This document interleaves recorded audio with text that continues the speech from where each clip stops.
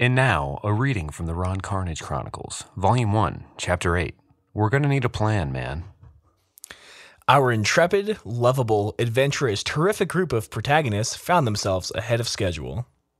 If we're gonna do this, we have to do it right, said Levi. How do you mean? Said Flappy.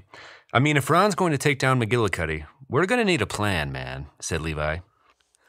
A plan seems kind of bland, said Flappy. No, old boy. We'll draw out a plan in the sand. Maybe even set up some cans, knock them down, maybe even get a tan, said Levi. Anxiety is oozing out of your glands, Flaps, my dude, said Levi. His glands, Ron, his glands. Okay, Levi, said Ron. I think I get the point. Ron, he's right, said Flappy. Back there we had no plan. Other than your blackout reprimand, we might as well have ran, man. Yeah, Ron, said Levi. You just don't understand. Damn it, said Ron. When McGillicuddy draws that line in the sand, and we're outmanned, and the land is spanned with little bitch-ass troll-ass motherfuckers, I don't want to be feeling as brave as a diet full of bran, man, said Levi. That's something we can do better than, said Flappy. Yes, fine, do it, said Ron. Just shut the f*** up. So they did. They spent the afternoon training. Ron taught his pals to shoot arrows. Levi taught Flappy how to improve with a sword. And Flappy, a bare-knuckle boxing folk hero of sorts in his own right, back when the Fiddle Inn hold their Friday night fight nights, sparred with Levi. While his pals sparred, Ron wandered off to be alone with his thoughts. So what waits around the corner for our intrepid heroes? Danger? Drinking? Women? Any chance McGillicuddy gets his comeuppance? Do you think Ron and Molly will bone again? Stay tuned, old friends, for another episode of Ron Carnage, the Thinker Boy. God, I love it. I love the rhyming chapters. It's just picking tropes and using them over, just pumping it out. That was back when it was like a weekly thing. So it's like the stay tuned till next week type thing. Right. Which I do kind of love that vibe of it. But I guess we should start the show. Let's do it. So where are we starting on this one? We have a lot of things in this Google Doc, and we're not going to get to all of them probably. I don't know. Well, I think this is something that's we've been putting off for a while. Let's start with Tom DeLonge, because there's a lot that we need to talk about. And we shouldn't just jump into the you contemplating a move part, I don't think. We could probably save that for the second half. Sure. All right. So in short, everybody, Tom and I are lifelong Blink-182 fans. Tom's a bit more of an Angels and Airwaves fan than I am. But Tom DeLonge? I think it's DeLonge. Yeah. Okay. Thomas DeLonge, former lead singer, I guess part-time lead singer of that, whatever. Anyway, he recently went on the Joe Rogan Experience and talked about his new company, Reach to the Stars Academy. Is that what it is? To the Stars To the Stars Academy. Yeah. Which basically has a bunch of former U.S. Department of Defense workers, like higher-ups, and they're just going to pursue what they think is alien technology and what they claim is alien technology, and they're looking for shareholders, and it's $5 a share currently. DeLonge recently posted a Facebook Live from his celebrity page on Facebook and talked a little bit more about the company. It's going to be he says, a vertical integration plan like Disney, where they make their own films, and not propaganda, but I guess just fiction and films and storytelling to go along with the technology to help humans better understand this alien tech if they are able to do it well. And Joe Rogan was hesitant. It's worth a listen, the Joe Rogan Experience. You can find it on YouTube or wherever you get your podcasts. YouTube? What the heck? What's that? Oh, it's video. It's video too, sorry. Oh, yeah. But he... basically, the whole time, Joe Rogan asks some pretty solid questions, and Tom, and he has done this throughout since the company was launched, is basically deflected and said, I just know more than you, which, just fuels skeptics, of course. But that's kind of the setup, and Tom, I wanted to hear, you listened to it, I guess, more recently than I did this morning. What's your reaction, my man? What say you, Thomas? So there's a couple things at play here. I feel like maybe a better description of his company could be done. So if you don't mind me taking a crack at it too. Yes. So yeah, essentially he, and this is the most impressive part, he got this board, executive board for To the Stars Academy, of like people who have worked for the Secretary of Defense for like 40 years. Yeah, these are retired dudes who are kind of like in fuck it mode, and they are ready to, like, yes, aliens are real, and I really want to pursue what I'm curious about now instead of trying to keep my, I guess, like, wits about me in the public eye because I don't work for the government anymore, was the vibe I got.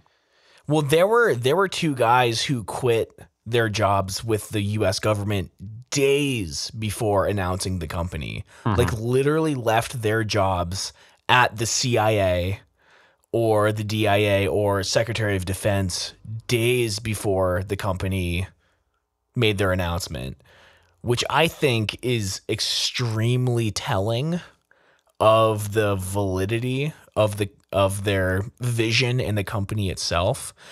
But essentially you have these guys who have worked in the industry for the US government for Lockheed Martin, developing. One of the guys there helped make the SR-71, are now working for Tom's company. What they're planning on doing is, everyone there says that aliens are real, UFOs are real. The government's known about them for years, decades, and the people need to know. So their company is split into 3 different fields: science, aerospace, and entertainment. Tom is the CEO of the company, but he is heading the entertainment division. He knows his place in what he's capable of doing, but they want to educate the people on what technology is available through multimedia, books, movies, all of that stuff. So I have a question for you as an Angels and Airwaves fan. Sure. He posted to Facebook today about basically the first movie the company plans to put out, which is called Strange Times. And apparently it was a cartoon short that the band put out in 2015 about these skateboarding group of teens from San Diego that, it's basically Scooby-Doo, but Blink-182 in the modern times with skateboarders or something. Had you known about that? And what are your thoughts on him using that if something that has already existed in his mind, I guess? Well, the way that he's tried to describe the entertainment division is like a science fiction Disney, but where the science is real. Right. It's kind of like, again, propaganda might be too strong of a word, but like they're using the media the company creates to help explain, alien concepts, right? They're trying to explain both what the government knows that they think the people should know, but also ease society into the future. Oh, yeah. I forgot that was a big part of what Joe Rogan and DeLonge talked about was, Tom went over the Roswell crash and things like that and the Cold War and aspects of that. And they talked about what the government should have made public and what was probably fine for everyone to know. And this abundance of secrecy probably just drew a line that didn't quite. Something should have been on the other line. Some other thing should have been on the other side of the line. So they're trying to bridge that gap or kind of clean that up with their company also, information-wise. Right. One of the quotes that was in the film that I really liked is, with the company, they want to help society define the future and not be a victim to it. And I think that says a lot about like what they're trying to do. It's education, it's entertainment, but it's also like people aren't going to go and read peer-reviewed papers about advanced aerospace technology. But if there's a Pixar-like movie that without pressing the issue, they just introduce you to the technology, be like, oh, that's kind of cool. I understand like the use of it in the movie.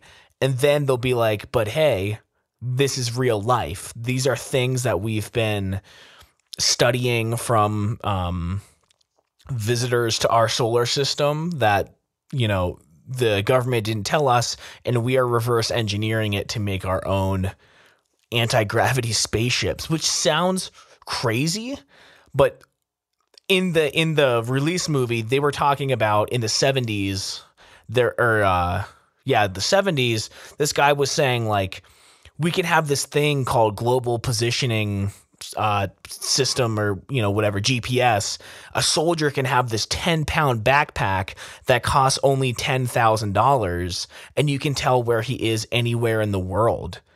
And that seemed like a crazy idea. And now you can't have your phone not show you where everything and everyone and yourself is in the world. Right. Well, you had a few episodes ago in Reminiscent, this show, talked about NASA technology that worked its way into everyday life.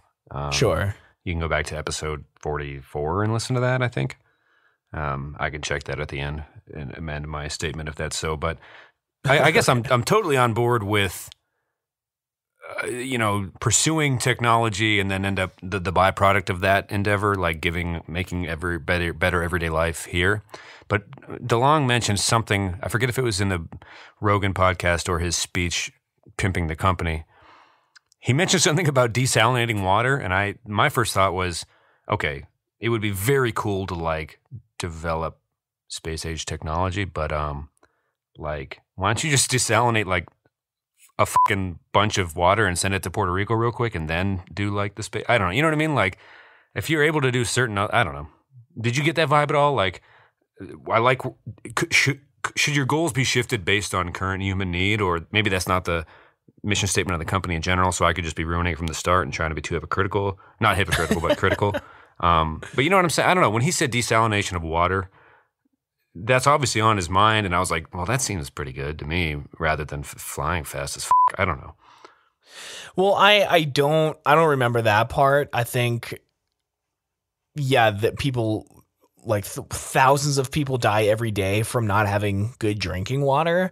And I think that is probably something that's on his mind, but the mission of their company is aerospace centered, right? So I guess, did you get a better sense than I did? Because I don't think I did get a very good one about what they're going to do once they achieve these goals of developing and then educating about space age technology. Well, I think what are they going to do when they do it? Right. Right. So what I think is actually going to happen, they are not going to be the ones who build, like it said in their mission statement, they're going to prototype and build these machines. And I was listening to, the Joe Rogan Experience, and he's saying how you can have matter and antimatter interacting by shooting just the electrons of element 115 at it. And they're never going to get to that point. I think that they might be able to develop some stuff that can prove that it'll work. But I mean, not even NASA does that stuff, right? They have JPL and Lockheed Martin and Northrop Grumman develop those actual systems. I think what is realistically going to happen is since they're a private company, they're not bound to the government. They can develop much faster and much more like forward-thinking technology that they will then try to sell to people who will make them. Because they've raised their models based off of selling prototypes and the entertainment that goes with explaining what the it is. I don't think their business model is to sell their prototypes, but I think that's what's going to happen, because this is going to cost billions, if not trillions of dollars, right? That they're not going to have, right? They've raised $1.5 million. That's like a small advertising campaign for a blockbuster movie. You know what I mean? Right. I mean, the thought that came to my head, and I think I was on the site a week ago looking up how much a share would sell. Again, $5, insane. I was tempted to do it just to see what would happen. It's a minimum of $200 buy-in, though. Oh, is it? Which I was still considering doing. So it's $5 a share, but you have to buy at least, was that 40 shares is the minimum. Oh, okay. Which, suffice to say, if I'm using that phrase correctly, I didn't read too far into it. I wasn't too serious about, but that's interesting. Okay. Makes a little more sense. So I got paid by Andrew today for the consulting work that I did, and I considered investing that money. I thought that too the day after. wait until I ordered his book, because throughout the Joe Rogan Experience, he was like, "You got to read my book." Like that's Right. there. You can find out what I know. Sekret Jesus Machines. Christ. Yeah, Sekret Machines. Yeah. So I'm gonna read that. I'll mail it to you when I'm done with it, and maybe we can have a part 2 to this once we kind of like let our excitement cool off. Like, because I think you and I are documented believers. Also, all these former Department of Defense dudes that are in his company are on the record as saying life exists, right? In outer space. Right. Like there's a pretty alarming amount of people. If there's anybody that would know, there's a pretty alarming amount of list of those people that have said yes, right? And I think the important thing about them and their credentials is they have the highest level of clearance that you can have. And if you have said one like off color or like crazy seeming thing in your life, you don't get that clearance. Right. Like these aren't crazy people who were like, well, let me I tailor built a that back a UFO little in my bit. Let me mom's bring that back garage. to center just real quick by saying that could mean single or microorganisms, right? Single cell organisms in like planets that are millions of years before supporting life, things like that, right? They're not saying necessarily. I don't know. I want your take on that, actually. Well, Tom has said that visitors of many kinds, some that look like humans. No, but I mean, like when you think the Earth. Department of Defense dudes say it, do you think they're referring to organisms frozen in the ice on a planet in Europa that might potentially or something? Well, I wondered what you took from it all. Do you think they're talking about that, or do you think they were talking about highly sophisticated? They're talking about advanced civilizations who crash spaceships here, and that's what they said they have their hands on, right? In the Joe Rogan Experience, he's talking about this metal that they recovered from a UFO crash site with an atomic structure that couldn't be created in gravity. It's not terrestrial. It's an element that we have, but it was so pure and it was so refined, and like everything with all the atomic structures like lined up perfectly into these like sheets, where on Earth with the gravity and the way it's formed is much messier. Like he's saying people on his team are the ones who have researched those metals and are saying that these way advanced beyond our belief civilizations have been here and are currently here. Well, I hope all of this ends with, well, here's what I hope. What I hope does not happen. I hope it doesn't end with him just being blatantly fucking wrong, and it's just like embarrassing for everyone who paid $200. And I'm anxious to read the book to see what his lifetime of Blink drunk on the tour bus research got him. You know what I mean? And Joe Rogan was pretty skeptical of him. Like, okay, what is it that you don't know? He's like, I can't tell you. Read the book. Okay, you got to study the book. That's fine. But then he's like, well, okay, so why does the Department of fucking Defense need to come to you, Tom fucking DeLonge? Sorry, you're going to have to bleep all this out. This is just more work for you. I'll clean it up. I'm sorry. But like, why do they need to come to you to what, you're the PR master of the universe? Like, you're just going to solve the Cold War, the reason for the Cold War. You know what I mean? Like, man, we really mishandled the things and Cold War happened because us and Russia were working together on space age tech. Tom, right? What about you? That was crazy. Should we get Mark? No, let's get Tom. It's just like, let's solve this, misinformation crisis. I guess. Well, I don't think they came to him. Like he worked his way up from. So he made it sound like they came to him research. like, Tom, how do you know what you know? Like, well, no, here's research in the library based on his account. All right, this is what happened. I saw actually a CBS news segment on this that just I almost like feel like, come on, Tom, like you're really like pulling like a super elaborate April Fool's thing here. But with all the people on board, it just makes it all seem so legitimate that it's like kind of mind blowing. He's done independent research, and he said there's a lot of stuff that's like a lot of information and articles that has been released to the public, but no one gives it much validity because it's not like peer reviewed or like it's not released from the government itself. It's just like public knowledge. He put a lot of pieces, like his whole thing is like, I put a lot of pieces together, made connections that other people weren't. And I started working my way up through like lower level people, like looking for advice, and asking questions. And to his credit, he has put in the time. He's gone and camped with professors at outside of Area 51 and things like that, right? Right. So he's nerded out as much as a rock star's like fund, like bankrolled CD fund could let you explore that topic, right? Which not many people have done, I wouldn't imagine. Like, I doubt Bono has. I mean, he's more charitable, I guess, than Tom DeLonge, but DeLonge, like, he's using our CD money. Like, he's taking take off your pants and jacket money to like grab a few Ivy League professors and go camp at near Area 51, right? So I guess to his credit, he's done as much legwork as any UFO fanatic has done.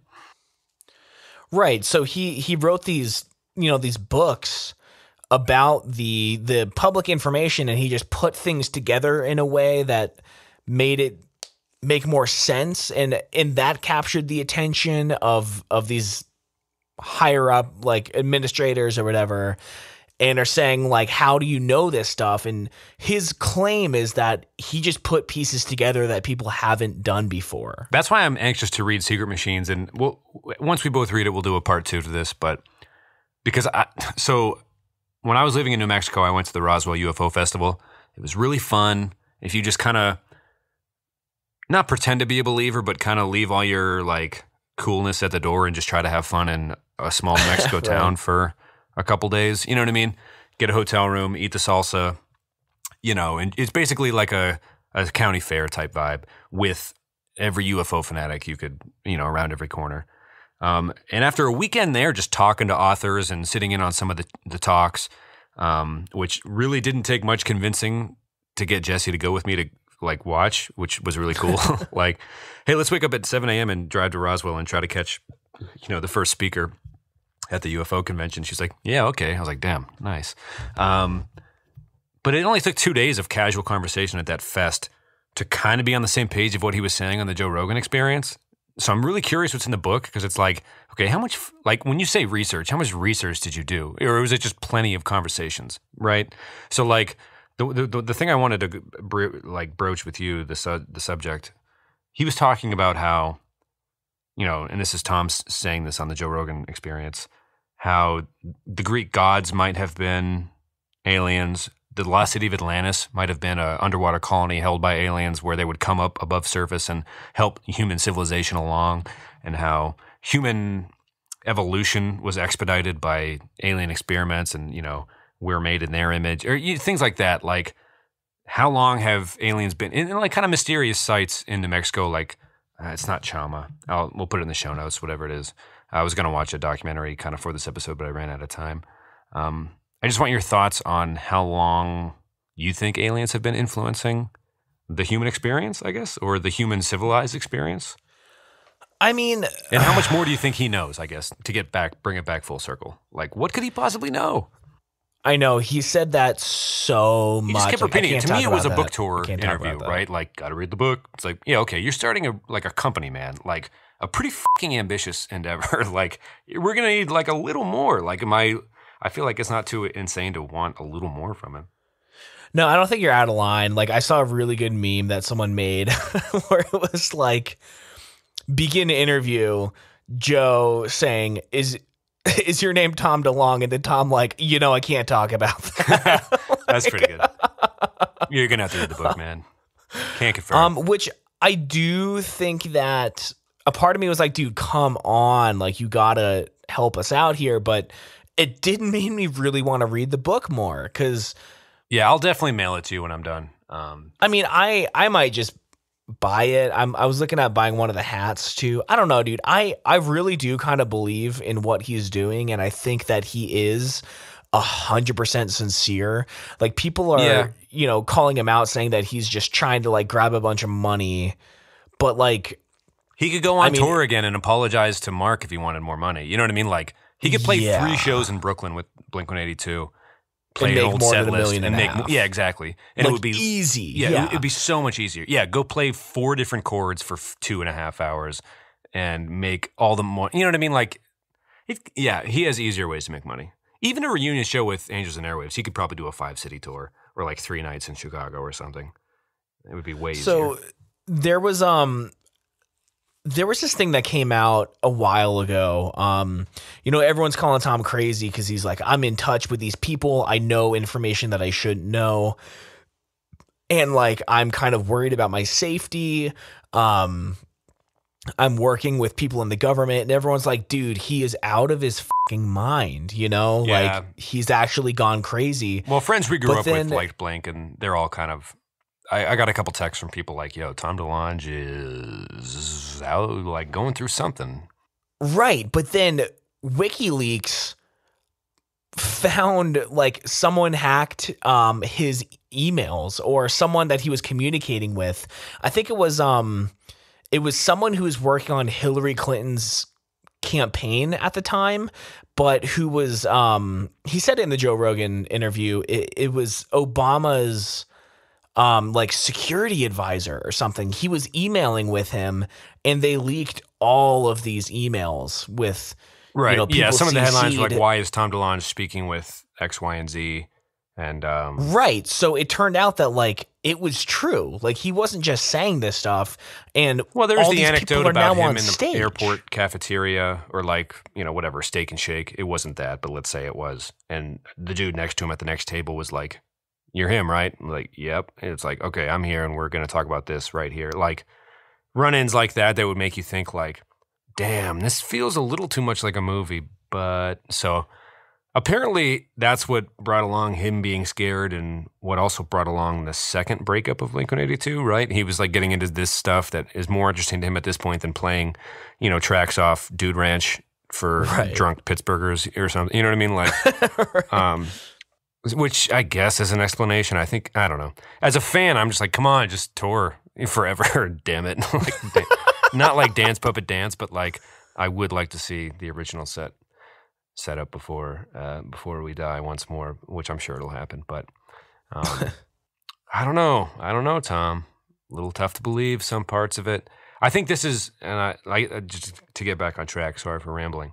I think this is the most legit effort by a UFO enthusiast person or group to try to legitimize the pursuit of knowledge on the subject, considering the number of former government employees that are on his team, right? Right. And I think what he's doing, like people are like, why are you making movies about it? Like how does that fit in?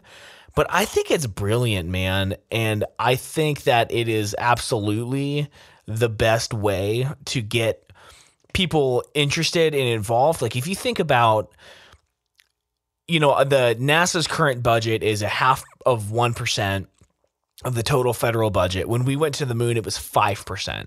So that's 10 times what it is now, if I can do math properly. And around those times, I mean, there were a bunch of TV shows and radio shows and merchandise on like astronauts and NASA and going to the moon and going to Mars. Like it was everywhere. And we don't really have that anymore. So in order to do this, you're going to need the interest and the support of an entire society. So one thing I keep hearing like Neil deGrasse Tyson say is the fact that one of the number one television shows on the air right now is The Big Bang Theory, which however horrible that show is, it is about nerds and science. So it's being well received by people. You need to have people who are like interested in this culture and this science, and it needs to start there. You can't just build, even if they had an unlimited amount of money and they built a spaceship that can defy gravity and travel through space-time. Okay, now what? No one knows about it. No one cares. No one's interested. Right. And some of the pro-science riots after the election and stuff, not riots, but pro-science stand-ins. Protests. Yeah, sure. That was kind of promising, right? Like people just in the pursuit of knowledge.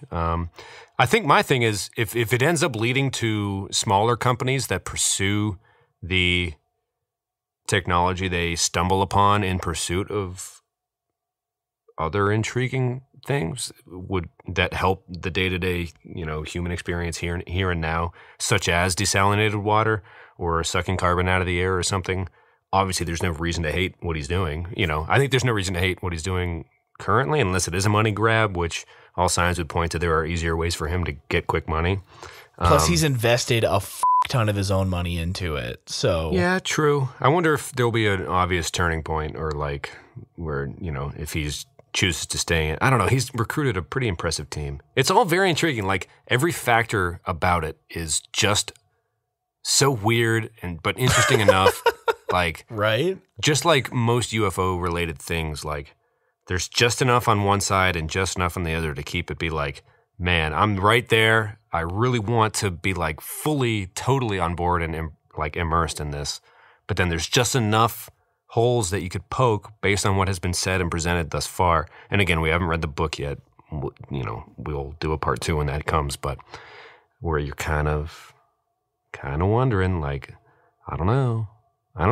Was enema the best your brain could produce? I don't know. Hopefully not. Hopefully we can desalinate water is my take on it. You know, that'd be really cool to have more fresh water. I think, I mean, yeah, definitely. That's huge and important. And I was only inspired by your NASA technology that has trickled down stuff from a few episodes ago, by the way. Right. So if you develop technology that is currently unknown to humankind, think of what that would do as a society for like that trickle down effect or the spinoffs, right? If you can develop something for a UFO that can lessen its own mass by shooting the protons of a super heavy element at it. Maybe that ends up being a craft that can deliver aid to rural communities quicker or something. You know what I mean? Right, and they're talking about space and time travel. Or maybe it ends up figuring out the braking system makes high-speed rail possible, and we can connect the world, you know, or something. You know what I mean? Like, who knows what it would take the form of? But it would change society, global society as a whole, if they could make this spacecraft they're talking about. The entire world would be changed forever. Yeah. Yeah, I mean, in every way, not just because we have a spacecraft. Yeah, you're not wrong. It would change everything. He referenced in the podcast, Joe Rogan's podcast, they're going to have a big breakthrough in 36 months, 3 years, and possibly a huge breakthrough in close to a decade, 8 years or so. So let's see, it's 2017. By 2020, if we're still here, here's the most 2017 sentence I could have possibly come up with without even trying to write it in the first place. In 2020, if we're all still here, I really hope Tom DeLonge's science company comes up with something super helpful for humanity. Yeah. Did I lose you? No, that's just kind of my hopeful take on the whole damn thing, I guess. Yeah, I mean, dude, they're talking about photon propulsion, which I don't know if you know anything about it, but it's something that Stephen Hawking has also been working on. Like, it's not this crazy idea. Like, right. And when you have companies, well, let's say he opens up. So I always cut you off. Keep going. No. So if you have companies starting to push the boundaries of science, like very forward-thinking science, think about it, man. NASA has been doing the same shit since we landed on the moon. We've been going into lower Earth orbit. We don't even have the capability of sending humans to the ISS. We need to buy a ticket from the Russians, which is not the people you want to be giving tens of millions of dollars every couple months. SpaceX comes along and says, we can do it faster, we can do it cheaper, we can do it exponentially better.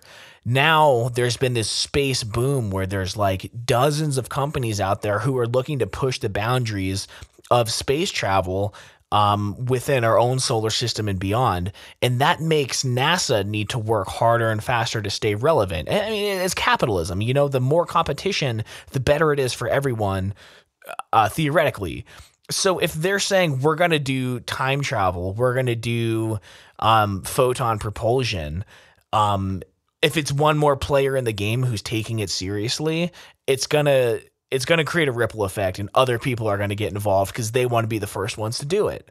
So I don't think that they are going to be what actually accomplishes the goals they're setting out to accomplish, but I think they're going to be a huge catalyst for it, and they might actually be a huge driving force in the future of physics and possibly time travel, as crazy as that sounds.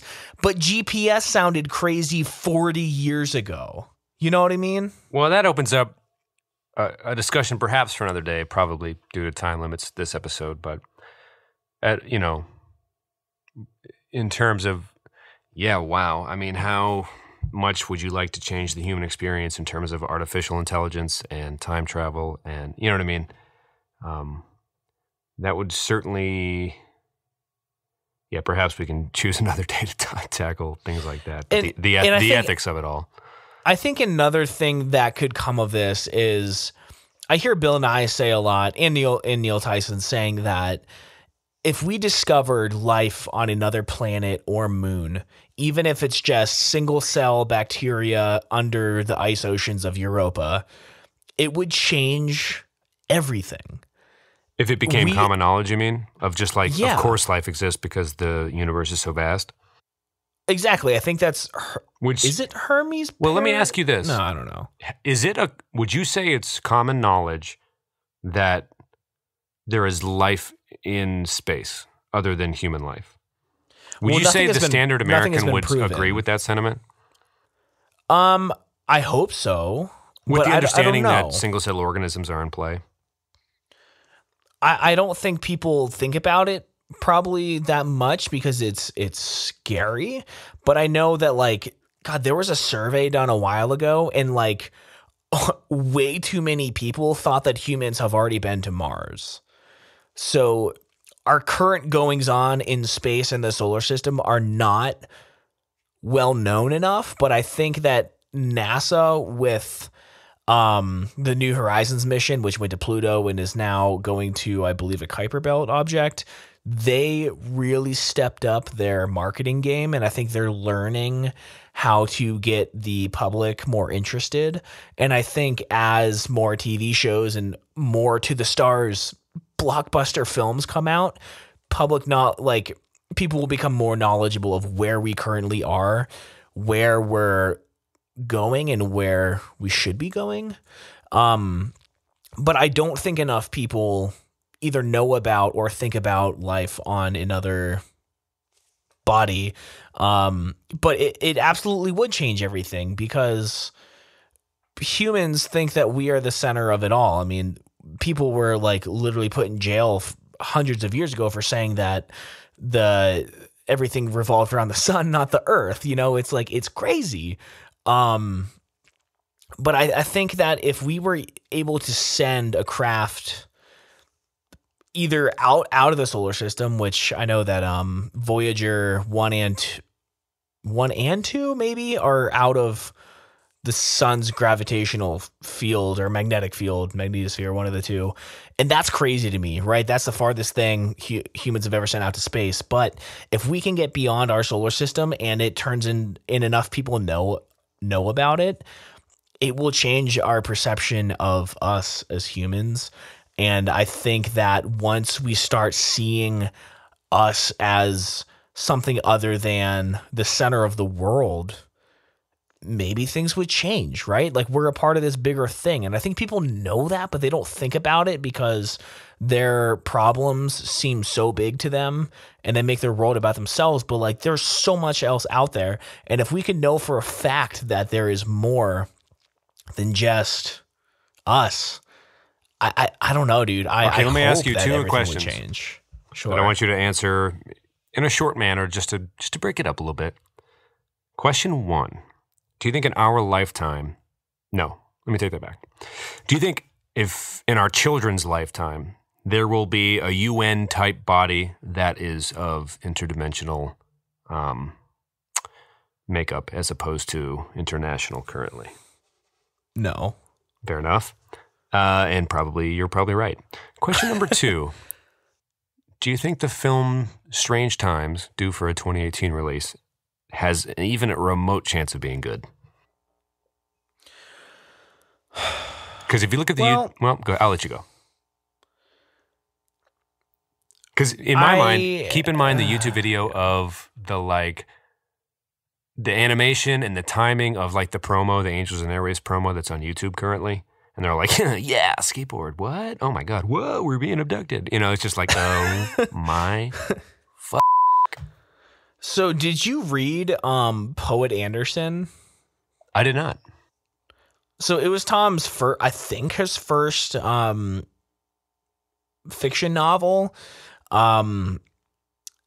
I loved it, if I'm being honest. I know that he was like the story by, and he had like a very well-known author actually write the words themselves.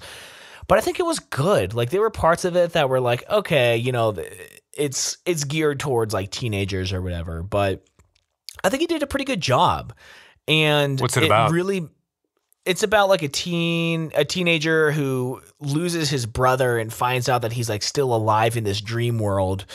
And anytime he goes into his sleep, he's like encountered with like this night terror, which is a creature in this book, and he has to like fight off his demons, you know, to like find his brother. And there's like this love interest, and I think the whole story was super captivating. Like I could not put the book down, dude. Like I would take my dog out for a walk and be reading the book as I was walking. Like I loved it. I thought it was great. It wasn't like super like, you know, highbrow, like actual like spaceship stuff. Like it seems like what he's also trying to do, but it got me interested in what he's doing. And I think that is what his entertainment division is going for, you know, bring a large audience into this group that is doing bigger things. So to answer your question, I hope that Strange Times is going to be a good thing. I like their branding so far. They have some really cool merch. I like the typeface and the coloring. I've been intrigued on what it is just by their branding and merchandising. But I do think it has potential to be good because they released a short animation of Poet Anderson. It was like a 17-minute short film that I bought off of iTunes, and it was good, dude. It looked like any big budget animation movie. So yeah, I do think it has potential to be pretty killer. Okay. I don't know anything about it. Answer. I don't know anything about it, which I should, because I've known about it for a while. It's just skateboarding teens. It's Stranger Things. It's called Stranger Times, but it basically is Stranger Things, but with aliens and skateboarding San Diegans. San Diegans? That's already a joke in Anchorman. San Diegans. Well, I was going to suggest that perhaps we switch gears after a quick break. I do have to run to the bathroom. I'm super sorry. Okay. I think, how much more on this topic do you think you got? Because we have an episode already in the bag for this. Do you want to go into the move, or what's your vibe? No, let's hold off on that for next week, because it's just a thought right now. But you go to the bathroom. I've got a couple things that I might want to rattle off, and then we'll move on. Okay. But keep rolling. I'll be right back. Okay. But yeah, I'm a huge fan of Tom DeLonge. I thought he was just losing his fucking mind when he started talking about this stuff, and it is a huge sigh of relief that there's a lot of validity to it. I'm really interested in learning more about what his company's doing, and I'm interested in whether or not it'll have an effect on other companies trying to enter this space as well. Because I think a lot of people are turned off by potentially it costing trillions of dollars to develop these things, which is why I don't think Tom's company is actually going to build these machines. But I think that it might spark some companies to really seriously look into it and maybe look at their model with starting on the ground floor with education and entertainment. I think that what he's doing is really a benefit to society. So I'm interested in what he's doing. I think he's way more sane than we gave him credit for. But I do think starting with entertainment is the way to go. And it didn't make sense to me at first when I started, looking into what he was doing, but now I get it. I understand it. And I think that it is a solid move. Were you replaying yourself? What? Was that you just talking into the abyss? Yes. Oh, nice. Just for filler? Yeah, I was just kind of giving my opinion further. I think I've already mentioned it, but I wanted to just say again that I think that getting people involved in the science community, but also, you know, what Tom is doing, getting them involved on the ground floor with just entertainment is brilliant. And when I first heard that To the Stars was like making movies, but they're also trying to develop like essentially time machines, I was like, that's kind of dumb, but I get it now. And I think the sincerity and also the professionalism of his company's launch announcement was really eye-opening and got me super excited. And I think that he's actually doing a super good job. That's fair. So, yeah, I mean, hey, if Elon Musk gets winds of some cool stuff they're doing, there's nothing wrong with competition as far as in the realm of science and technology, of course. So let me ask you one last thing. It doesn't have to be the last thing. I mean, you know, we already have an episode's worth of stuff. We can just keep this topic rolling for the next minutes. So I'm talking more about the Joe Rogan experience, but what do you think as Tom, as a spokesman for the company? Oh man, I think that there were it's almost like, do you believe in UFOs? It's like, do you believe Tom is saying everything he means? You know what I mean? Like, I feel like there were points in the Joe Rogan interview where he was like, I'll show you my dick or whatever, dumb. right. Like if you listen to the Tom, Mark, and Travis show, you could tell what he had known had worked before or something. It was almost like, is this what the government's paying him to say? You know what I mean? Like, I'll whip out my dick in Australia or shit like that. It's just like, oh my God, is this it working? Like, am I finding him more relatable because he's being the Blink Tom right now? Like, right. I couldn't tell if he's actually well educated on the subject or if he's just still the idiot. And maybe he's a pro, maybe, but probably not. I think for this type of company with these types of scenarios, it should be him all the way. And, you're not going to find a better spokesperson that can. I mean, everyone gets it, right? I mean, we just talked about it for like 40 minutes, so maybe it's not that easy, but I think it's pretty cut and dry what he's doing, right? It's like, give me your money if you want to believe, if you're a believer or a Blink fan, and we're going to try to do some crazy shit. And we got a pretty impressive team that's going to try it. There's no guarantees. We're going to need a lot of money to keep doing it if we continue to fail. And the writing's on the wall, right? I mean, like, that's just what it is. So I think a new spokesperson wouldn't help it or hurt it, right? So, is he a master at throwing in jokes? I don't know if he's better or worse than, I don't think he's this, like, playing us for the fool necessarily. I didn't really get that vibe. I think he's it's his company. Yeah, I think he's a perfectly fine spokesperson for it. So I think that he's obviously the right person for the job. But I think that he needs to see, and this is where it's hard because he's the entertainment professional. That is realistically what he should be focusing on. But if he is going to go on the Joe Rogan show, which is like one of the biggest podcasts, he needs to understand the physics more. Like, he needs to know how to communicate it without just like spouting off some buzzwords. Like, he was talking about terahertz, and Joe's like, what are those? He's like, fuck if I know. Right. Like, he was like, read my book. I'm a pro. And it's like, describe one thing in physics, like one topic of physics. Like, what? Well, I don't fucking know. Here's my dick. It's like. And I don't think that he has to know everything. But yeah, if it's like with Elon Musk, he's not a great public speaker, right? He seems very. But we don't see him talking to the public all the time. He does the press conferences and he does the speeches and live events and stuff.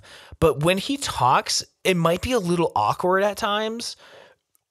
But I've read his biography twice. He learned everything. Like, he became a full-on like rocket scientist in months because he's just crazy smart and super obsessed with all this stuff. And if he's got to be the communicator, he needs to know what is happening. Like, he doesn't have to understand on a molecular level, but I think he needs to know a little more than he did at the time of recording the Joe Rogan Experience. What was that? Or like, what's his story in 2 sentences? Tom? Sorry, Elon Musk. Dude, he literally takes a full novel to tell his story. Like, Yeah, but I mean, like, how does he have his money? Like, give me the quick bullet points. PayPal. He created essentially the first online banking company that later merged with PayPal and then sold it to eBay for billions of dollars. Cool. Okay, that was easy. Yeah. And then he's a self-taught rocket man after that. Now that he had his money, he wants to do better things, bigger things. Well, actually, his very start was when I think he was 10. He got one of the first like consumer computers, and he programmed a video game and then sold it to some company for like $300 when he was like 10 years old. But they said he was coding better than most of the adults at the company. So he's been a genius his whole life. Like, he's crazy. Okay. That makes more PayPal. Okay. I was wondering because anyway, thank you for clarifying. PayPal, and then he was an early investor in Tesla, and he's what brought the company to what it is. So he's not is he the CEO of Tesla? I think so, yeah. But did he not president, start it? Maybe? His cousin did. And he was an early investor, and he served on the board, but then it was obvious that he knew way more and was way more involved with the things that actually made it successful. I don't think Tesla would have been anything without him. And also he was an early investor in Solar City, and then, that got acquired into Tesla. Now he started the Boring Company, which I think is such a funny name. They are digging tunnels under LA to have like high-speed transit that they want to have everywhere in the world. He's also doing high-speed trains. He's doing these underground tunnels for like what is essentially three-dimensional travel for cars, traffic. If you can get yourself on more than one plane, you have more room, essentially. It's like I'm going off on Elon. Sorry, I love him. I know you do. You sent me a text. Is this Kyle? Yeah, so I guess we'll put the Tom stuff to bed. I think he needs to learn a little more. Yeah, give me your final take. Yeah, which you already are doing. So, he needs to learn a little more about the technology his company is creating. I know that it's not his job to know everything, and I don't think he can be expected to know everything, but he needs to know 15% more because he already has a lot of people against him because, he's just the singer of Blink-182 whipping his dick out, whatever. But I think that's really behind him. And well, he claims it is. Yeah. So I think that in order to have even a little bit more validity behind him, he needs to understand the physics a little more. That's all I have to say about that. That's fair. I say go for it. I don't know if I'll invest. I'm anxious to read the book. And if it leads to desalinated water, pursuing scientific endeavors, what could go wrong?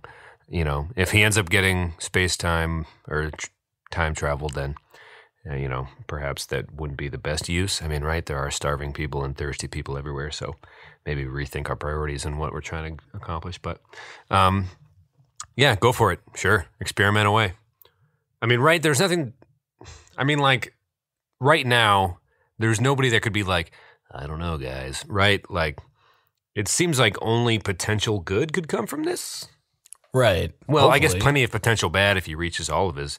Let's say, well, I take all of what I just said back because I'm realizing now that essentially there's going to be a large military purpose for some of the things he comes up with, right? So that's going to come into play. The ethics of what he creates and what it's going to be used for will come into play. Oh, damn it. Never mind. It. Shut it all down. Burn the books. This was a wasted exercise. Goodbye, everybody. See you next week. No, moving on. I hope it is all good stuff. Yes, me too. In the pursuit of knowledge, my good man. So yeah, I'll leave the floor to you. You said you had a few things you wanted to touch upon. Well, I just wanted to give some real-time follow-up. Kyle has been texting me for the past 20 minutes or so. He said, do you want to know my opinion on the Octopus sidekick? And I was like, yeah, we're recording right now. We'll do some live updates. I knew that his wife Kylie, and I all had all had octopuses tattooed on our arms, which on the lower half of our arms, which I think is so funny. So he sent me this picture that I then sent to you. And he's highlighting a couple things here on his octopus. It looks like he added in pen some nerdy glasses to his octopus's eyes. He put a tear under one eye for sadness. He put a a little mark on here that says imminent cancer to ease the stress. Oh, it's a cigarette. Is that what it is? Okay, geez, I was like, what? And a dirty martini glass to cope with the world's woes that he put into the octopus's other hand. And Kyle, I think that we all need to alter our octopus tattoos to be the nerdy octopus from the Ronicles. I love where your head was at. I've had an octopus tattooed on my arm for 5 years. Never even thought about it. Like never even put the two together. Yeah, for people who don't know the nerdy octopus, I think last week's episode, where we go over the game show scene in Ronicles, is most indicative. Although there is some dark nerdy octopus stuff that comes later and stuff that hasn't been released yet, but perhaps more on that another time. But kudos to Kyle. Certainly, that's probably more thought than we've put in. The team has put into the actual book. His like pen drawing on his arm. So it was quite lovely. Quite lovely. I'm sending you some more photos now. Dude, he's the greatest guy in the world. He said he also knows someone who could probably do plush characters. Which I had looked for like nerdy or for octopus plush dolls online, and I found some that were like you had to order like 10,000 off of Alibaba, but they're like $1 a piece. I wanted to try to find some little plush dolls so we could put some glasses on and say like, hey, it's the nerdy octopus. But he just sent me, it's a friend of his wife, Kylie's. She goes by the Stitch Tower on Etsy. We'll put a link in the show notes because she has some really cool looking stuff here. I just sent you a picture. She does looks like some, a hacky sack. Well, it's crocheted. Yeah, it kind of has that same. It's probably the same building. Needlework. But there's a Spyro the Dragon here, which is one of my absolute favorite video games as a kid. They look super cool, man. Oh, that's Spyro? I couldn't really tell, but I guess if I would still have bought it if I were so inclined to do. I mean, they look super good. It looks like she's super good at what she does. Maybe we can do a limited run of 10 Nerdy Octopus plush characters. I'll buy 2 myself. That might be a lot of fun. Yeah, I would love one, to be quite honest. I'm sure Aaron would too. Maybe we'll send one to Aaron. So, oh God, the Stitch Tower. I'm gonna hit him or her up and see. I mean, we are so far away from actually doing merchandise for this thing, but no. Well, I mean, I would not be, but I know your mind already went there. Right? But it might be fun. I don't know. That's super good to know. Also, I think the handmade value of it is great too. Maybe it would be fun to like sell 5 now, and maybe it's chilling on Kyle's couch and he has a friend over and is like, "Yo, what is that nerdy octopus?" And he says, "Oh, let me tell you all about it. It is the best novel ever written. It's called Ron Carnage." That's right. Maybe that might be cool. So Kyle, thank you. We had a super good conversation on Saturday as I was out sign spinning for the boxing gym. Oh yeah, how'd that go this week? It was good, man. Second round was a lot better than the first. It was an hour class, and I held my own, dude. I'm not throwing punches properly. The owner came around and was like, "Yo, it looks like you're trying to kill someone in a bar fight. Like, you don't need to punch so hard, So I do need to learn the basics of boxing. I guess that's the best criticism you could get at a boxing class. Hey, quit punching so hard, guy. But yeah, so I am eager to learn a little more about how to actually do it right. But I was going to go to a class today and decided not to. Work actually was canceled because all the roofs were just a sheet of ice.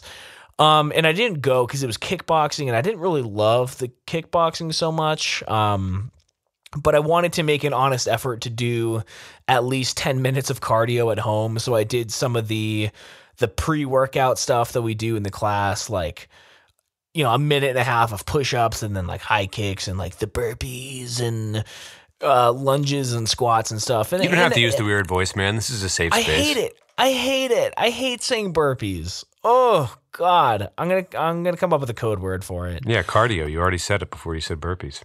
Right. So I did 10 minutes and I was huffing and puffing, and I'm excited to get in good shape, man. I'm excited for you. Keep that heart a pumping.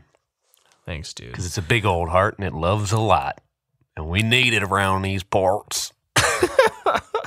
So, we're getting to the segments part of the show now.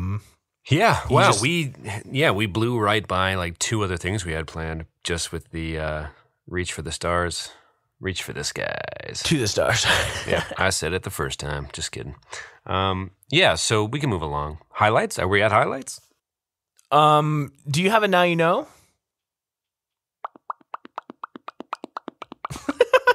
Is that a no? I really thought I fucking had one. Ooh, I got one. I can pull a quick one out of my ass here That'd be good if you want me to. Now you know. Okay, so we're a little unprepared this week, but I do have something that I wrote down while I was watching the Treasures of the Earth show. I gave my now you know on it last week. About the ruby and sapphires, but there was just a little story in there that I thought was kind of fascinating. And it might be a little harder for people who haven't visited DC. Might be a little harder for them to grasp what is actually being said. But of all the gold mined to date, so everything in the history of civilization, all the gold in the entire world that has been mined would only fill a third of the Washington Monument. That's crazy.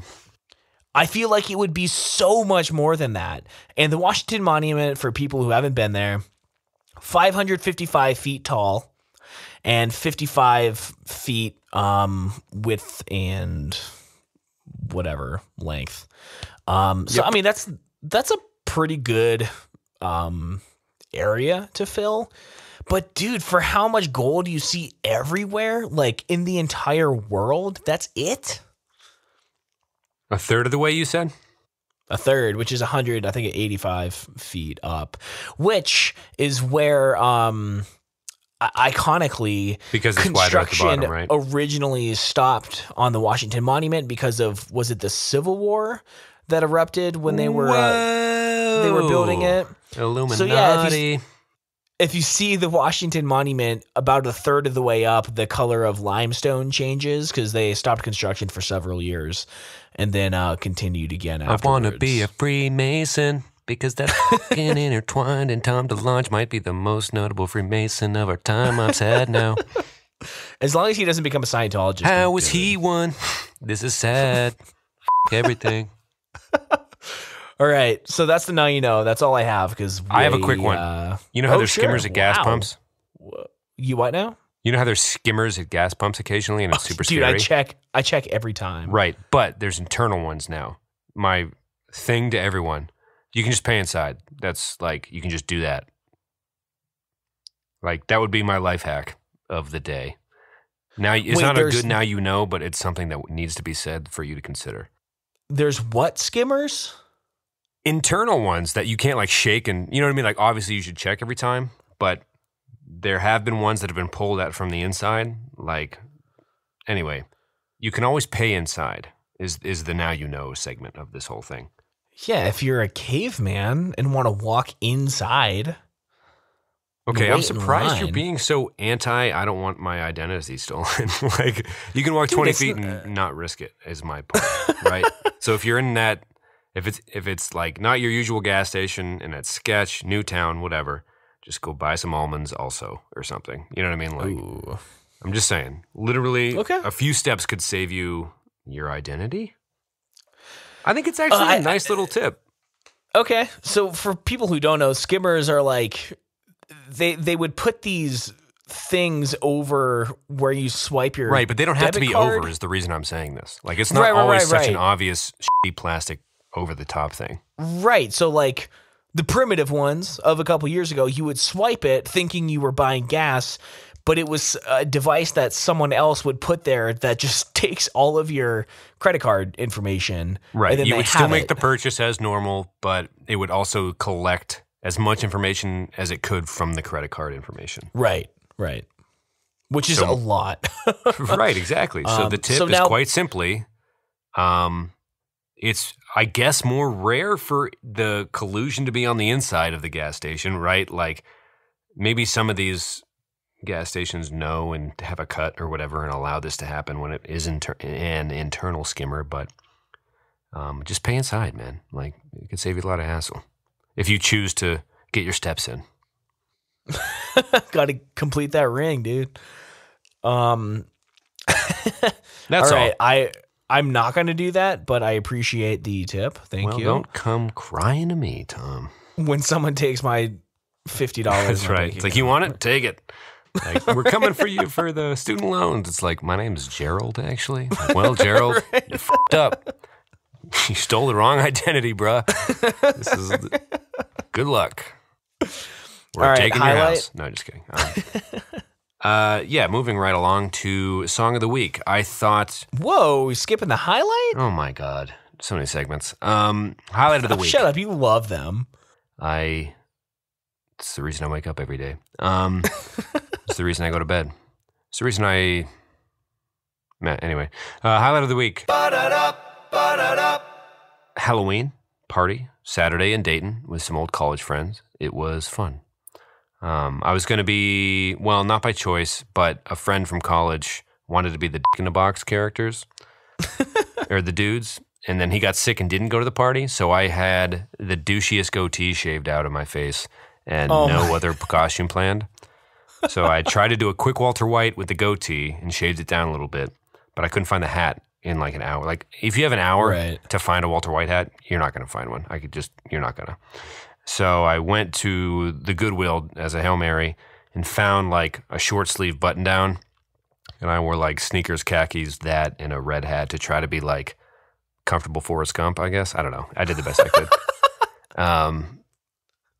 Anyway, it was fun and good to see old friends. And Dayton's actually oddly charming. Then we went over to Columbus to visit some friends from New Mexico that were in Ohio for a wedding. Ooh, that's where Attack Attack is from. Oh, yeah. Columbus? Yeah. Why do the weirdest, angriest bands, like them and 21 Pilots, like the most goofy, angry, schizophrenic? I mean, that might actually be the lead singer's diagnosis, so I take it back. I don't mean to joke about that, but what is it about the most suburbia-esque? It's the Midwest, dude. It does things too. I suppose it does. I take it all back. I don't mean to poke fun at all. It's just like, just those two examples alone we should look into that a little bit, I guess. Like, what's going on? No, it was cool. We went to the German village in Short North and had a beer and some ice cream and some lunch. It was swell. Good to see old friends, as always, I guess, as I ramble, is the point of all of this. That's my highlight. And I'm excited to see you and Zach in early December, which is right around the corner.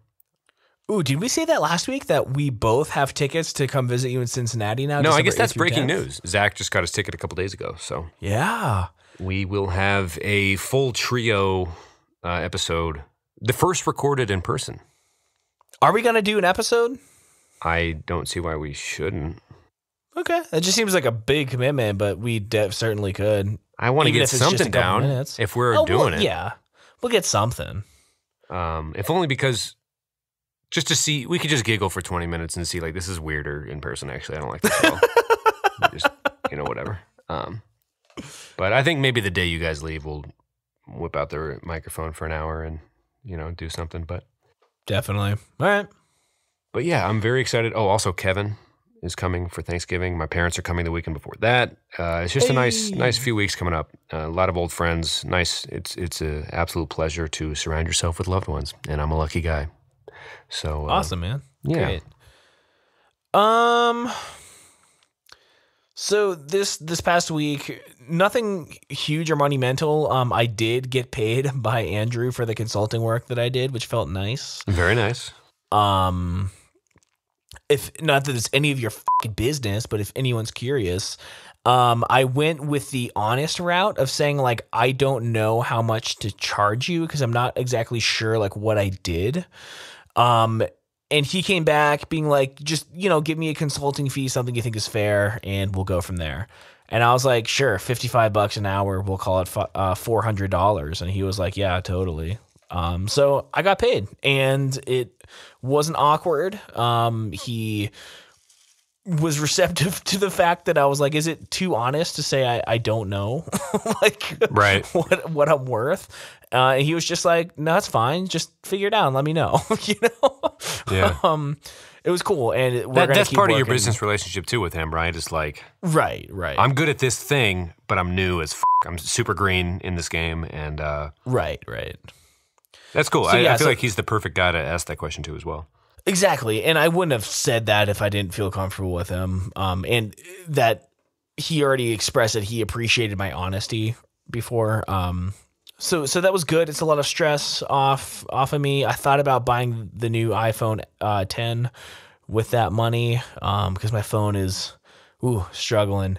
But so is my computer, and so is everything in my life. Oh, God. But I also watched all of Stranger Things 1.5 times, season 2. And those two things this week brought a lot of joy to my life. Excellent. And, it's nice when you stumble on something you really love and you can't help but binge watch, even though you should space it out a little bit. Right. I had like a 4-day weekend, essentially. So, excellent. Yeah, dude. I killed it. It was fun. It was nice. Is Stranger Things indeed your recommendation? I'll give you a song. But okay. I'm glad you had a good weekend. I will, before we go into it real quick, is there anything you would like to accomplish? I figured you would have been pro recording when you come to visit in December. This is honestly a topic that we've never approached on the show because it's always been a distance thing. I think that it would be vastly different than the show that we record now. Because like if we're in person, we're not going to talk to each other like this. We're actually having like conversations. But like I feel like if you, me, and Zach are together, we would just be talking absolute nonsense, which is fine. I'm down to record it. I'd pump 20 minutes out of that. Just like it'd basically be people putting up with our laughing or something. I'm sure we just be giggling. I would love to do like a 20-minute, almost seen as like a B-roll thing. Like maybe cut some. I don't know. I don't see. I love doing the podcast, but it is like considered work. Well, let me put it this way. I think you'll be traveling a lot that week. I would not mind putting out for fans of the show. I mean, honestly, there are enough fans of the show that would want to hear us talk in person for the first time, recorded. I think so, maybe. Yeah. You know what I mean? I think the fans that are here are loyal enough to want to hear that. So I say we do it, even if it's just a 20-minute episode that week. Again, you're going to be traveling. Keep it easy on yourself. And Zach will be around. It'll be a cool opportunity to, again, I'm talking like the 20 minutes before I drive you back to the airport, Yeah. I'm already stressed out about like all the things I'm trying to accomplish in 48 hours. I kind of wish I can do like just a trip to come see you, just a trip to go see Kyle and Kylie, and then like have a specific day to like do the D&D stuff, but it all has to fit within like 48 hours. So I didn't want to be like, hey guys, let's do an episode if like that wasn't the vibe. You know what I mean? Like if it happens, that's great, but I don't want to like promise anything and force anything. We'll plan it in. We'll talk after the show's over more about the schedule of the weekend, but I'm just excited. Sure. That's all. All right. Cool. Anywho, song of the week. John. You gave me not Man Overboard, Story So Far. It was very different, I thought, than Empty Spaces. Is that the name of the track that you gave to me a few months ago? Empty Space. It was You were too harsh on yourself, I feel like. It wasn't cookie cutter pop punk, I don't think. It was just a good, it almost reminded me of like an Alien Ant Farm song that wasn't their Michael Jackson cover or something. You know what I mean? Just like, like not good but loud, not strong like good but strong like loud vocals and just like upbeat rock. I mean, there's nothing wrong with it at all. If I was listening to that album, I'm sure if I listened to it 7 times, I would learn to love 3 of the tracks or something. It was different than the one I heard before. I really loved Empty Space. So I was definitely willing to give them another shot. Yeah, nothing wrong with it at all. I would say I liked Kesha's song "Woman" better than I like this song, but okay. Yeah, nothing wrong with the story so far except for them kicking that one girl. Or guy. Never mind. I bring it up every time. If you see the video, it wasn't that hard. Every time I mention their name, I bring it up, which is like how bad rumors spread, I'm pretty sure. But and now everyone hates me for justifying kicking a girl, but whatever. Hopefully that's the dynamic. I know it's at your expense, but I really hope that when people listen, they're like, well, Tom's kind of a so at least we have Pat. Yeah, right, dude. Yeah, just kidding. I cut you off every time you speak for an hour every week. So I listened to it wasn't Africa. We're not listening to Toto. What was the song you gave me? Maggie Rogers, Alaska would have been the main one. Yeah. It was good, but I listened to it a couple days ago and I don't remember it. Okay. Maybe I should have listened right before we recorded. I remember thinking like there was something to it that I thought Megan would really like, and it was something that I appreciated, but it just didn't. I don't know. It wasn't something that I wanted to be listening to. Like if I wasn't doing it as like essentially a homework assignment, I probably would have turned it off sooner. It wasn't offensive. It was just boring to me. Okay. Did you watch the music video? Yeah, and that's what it was. I felt like it was a knockoff of Haim, where they're walking and they turn the head and people start walking on with them and the camera is like following in front of them. I felt like they were trying to do a parody Haim video. Well, and the music video for On and Off is a little Jenny Lewis like with the dress or the Elvis impersonator suit she wears. So there are elements of other strong female artists that have come before her in what she's doing music video-wise, but I still think the voice is there. I'm tempted to give you those 3 music videos again this week just to like, but with that said, I know you don't like it, that type of stuff. No, I'll do it. But Alaska, On and Off, and Dog Years, I don't know. After I watched the Tiny Desk concert, I just kind of was like, this is a person that's easy to root for. You know what I mean? It's not an act that's just like, I don't know. It's just seems like someone worth rooting for, I guess. Kind of like Frank Ocean, just like, all right. By all accounts, this dude seems to be just playing like a good person just singing songs, And anyway, I was a big fan. Obviously, that doesn't mean you have to be, but I liked her very much. But fair enough. This week, do you have anything for moi?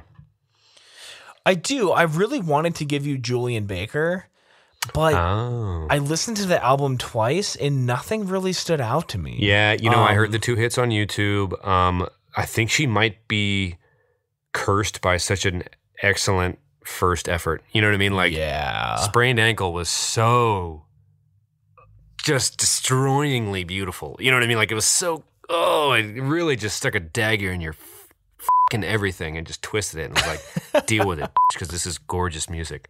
And it just drags you down, but just like keeps you there and just makes you, I don't know. Anyway, really just, you don't really catch lightning in a bottle like that twice. I hope she can in her career. This is just like more of that sound, but not as intimate, I don't think. You know what I mean? And I also think that her guitar work is more just like loops and like pads rather than like actual guitar work. Like, yeah, I feel like that's specific of a sound. You're not going to get too many variations on what could come out of it unless the lyrics are not much different or something. You know what I mean? Sure. So eventually maybe she'll have to switch up her sound, but it's beautiful music. You know what I mean? She's a good singer. The looped pedal audio is fine. I don't know. It's kind of tough because like as a Weezer fan, when somebody puts out their best effort first, you're always waiting for it to come back, you know? And then, Yeah. But what's interesting about Julian Baker, like, so Pinkerton was Weezer's sophomore effort. It was just like his diary spilled out. Like, he basically cried on the liner notes, you know what I mean? Like, and it was not well received at all. You know, there's only a cult following of that record that, like, believes in it, you know? But she did like a Blue and a Pinkerton combined, where not only was it her best work to date, it's her most personal thing probably she's ever done. And I'm just guessing here, but like it was so immensely, and again, it could be all fiction, but it seemed to be coming from such a heartfelt place, and it was so beautiful that I feel like she'd have to, as an artist, put herself in a really bad situation to access that type of sadness again. You know what I mean? Like, See, you know yeah, how, and that's, you know how, I'll let you go, sorry. No, that's another thing where, like, in order for something to be that good, you don't want to root for her life to be that bad to be able to sing about it. Yeah. And there was, you know, I was listening to the Encore podcast, which is the guys from Absolute Punk, and they were saying that, like, people were like, man, we liked Max Bemis better when he was depressed and bipolar. Right. And it was like, fuck, dude, that's like horrible. But it's like, true. The music was better, but then he got like appropriately diagnosed for the disorder that made his day-to-day life awful. You know what I mean? So right, it's like, right. So you I can't, will take in defense of the genre and is a real boy and just go live a good life, man. Like, occasionally play a reunion show. Like, you've done enough for like the average fan.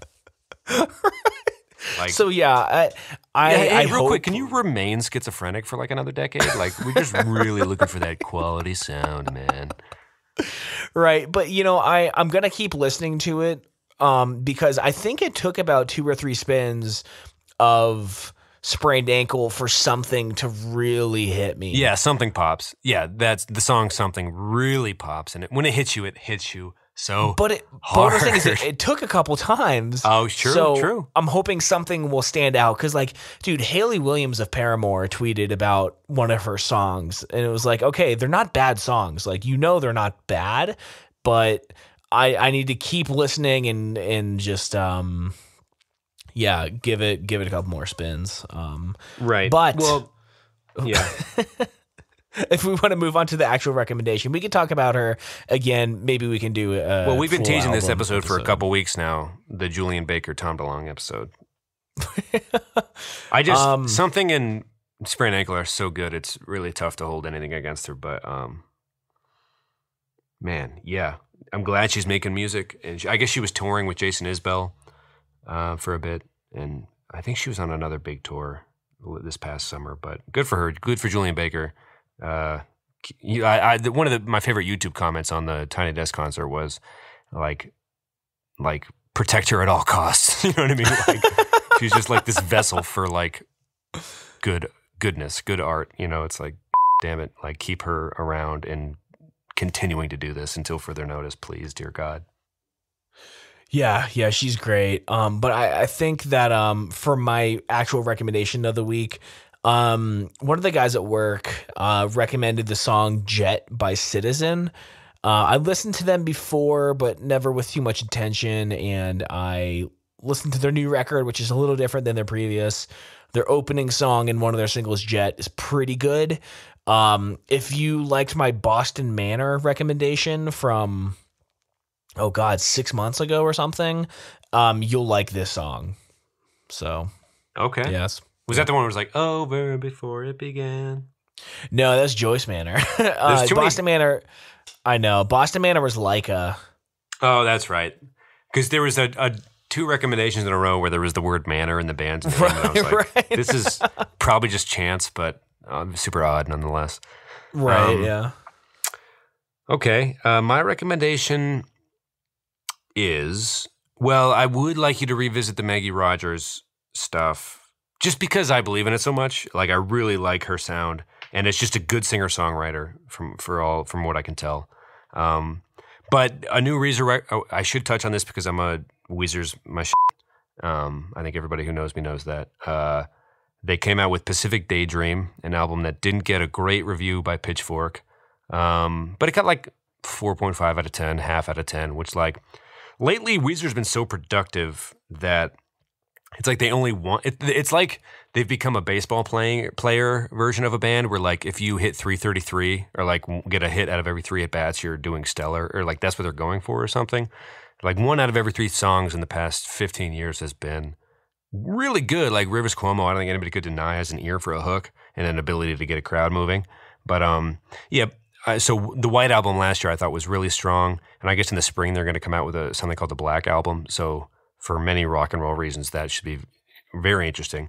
Whether it's Songs from a Black Hole, a callback to Pinkerton, or whether or not it's just more metal than we've ever seen Rivers go, remains to be seen. But Pacific Daydream is pretty good, some good tracks. It's definitely polished, a little more poppy, as kind of their past few albums have been. Weekend Woman is a strong track, I think. Mexican Fender is a bad song, but a good riff. It's worth a spin, if you like Weezer. If you don't, I don't blame you. It's just one of the things I like, kind of like the Browns. I'm not going to give it up now, so, whatever. So I like Weezer. I think Pacific Daydream it's an effort. The White Album was a very strong effort. Everything Will Be All Right in the End was a very strong effort. Hopefully this was some downtime of summer touring in between what will hopefully eventually be a very strong spring release of the Black Album. But had to touch on Weezer real quick. Yeah, I'm a fan. I'd love to see him again very soon if they do an American tour. Awesome. Looking forward to checking that out. Yeah, we can. Yeah, I don't know. I mean, at what point it's like 30 years later, like we know this guy can. I mean, that's kind of why I like exploring the Tiny Desk concerts, because it's like, well, I know what Rivers' hooks can sound like, probably for the most part, and even if he comes up with a new good one, it's almost harder to be moved by it because you're so used to what he's done, so you're kind of looking for him, to surprise you. But I don't know. I love him. Last time I saw him, they were seeming a little old and then lost the crowd in the few. They didn't pick the right opening song for I think I saw him in Austin when I was visiting my sister, but I think I've seen him like 5 or 6 times. I'd love to see him a few more. Jeez. Awesome. I just want to see the perfect set. I really want him to play the track Peace off of Make Believe. I just think it's a really beautiful song, and every time before I see them, I tweet at him really obnoxiously to play that one song live. So that's kind of my lifelong quest. But that's neither here nor there, and I'm sorry for boring you and Kyle and Aaron and the rest of the Aarons. And Matt and Julie, of course. Yeah, and all them. And the rest. There's actually too many to name. I'm going to stop doing it. Like, it's getting to a point where it's like the burden of moderate success is like, yeah, sorry, everybody. Moderate success, all 20 of you. Mild. Dozens. I would say dozens. Oh, sure, dozens. Might be 2, might be 1,000 dozen. Well, we just say dozens and be technically correct and just end it there. Love it. So let's wrap it up there. Cool, man. Yeah, I will see you right here, same time, same place next week for the 50th episode of this program. Damn, dude. That's also, let me see, in a week, is that going to be... No. So we're recording on Monday this week. We'll probably record on Tuesday, which is October 7th, which will be a year and 2 days that I've been living in Denver. And November 7th. Yeah, and it'll be almost exactly a year since we started. I think we actually recorded our first episode on November 7th or 8th. Nice. That's awesome for our a lot first of episode reasons. that aired. So anyway. we've been about an episode a week, give or take 2 weeks. That's good enough for me.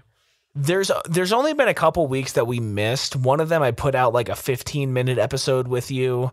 Others I did like a short call with my sister. But the only week that we actually missed, I put out a bonus episode that's like that Saturday or something. So it's been consistent, which I'm surprised, dude. Actually, I think we did miss 1 week. Maybe. I don't know. Either way, we're killing it. We're the best versions of ourselves that we could be. So I'm happy with that. Well, I don't know.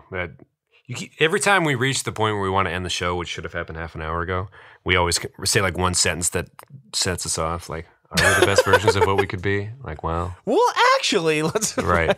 I'll save it for next week. Anyway, thanks for listening, everybody, and yeah, I love you, man. I will see you soon and talk to you soon. And it's been a pleasure doing 49. I won't get too sentimental, but 49 in the bag. It's been a pleasure, my man. Thanks for having me. Of course, dude. Love you too, man. And talk to you next week. Bye.